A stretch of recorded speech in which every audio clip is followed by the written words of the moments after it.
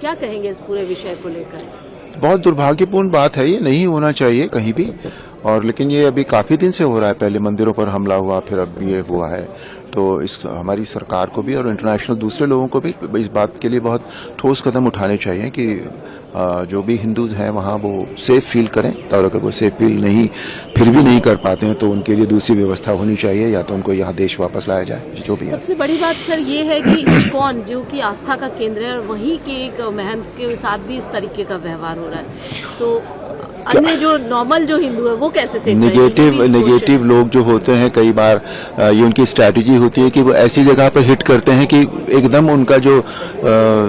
भी वो कहना चाहते हैं वो सबको समझ में आ जाए, जिस तरह से टेररिज्म होता है कि वो उस तरह से हिट करते हैं। हालांकि तो ये उन्होंने इस्कॉन पर इसीलिए ये सारा कुछ किया है ताकि ये बात बहुत बुरी तरह से फैल जाए चारों तरफ। तो पर जो भी हो रहा है बहुत गलत है और इसको ठोस कदम उठाए जाने चाहिए। सर, संभल की जो घटना है जिस तरीके से हुआ, लेकिन उसके बाद भी राजनीति भी तेज है और लगातार, हालांकि डिटेन भी वहाँ पर कई लोगों को गिरफ्तार भी किया गया है, FIR भी हुए हैं, तमाम चीजें हुई हैं, लेकिन फिर भी कहा जा रहा है कि सरकार की कहीं ना कहीं गलती रही है, पुलिस प्रशासन की गलती रही है, यही सबसे बड़ी वजह मानी जा रही है विपक्षियों की तरफ से, ये कहा जा रहा है। विपक्ष तो नेचुरली ये कहेगा ही कि सरकार की गलती है, सरकार की कमजोरियां हैं, लेकिन जिस तरह के हालात बने थे उस तरह के हालात को देखकर ये महसूस होता है कि ये सारा कुछ जो था वो एक प्री प्लान्ड वे में किया गया था। बिल्कुल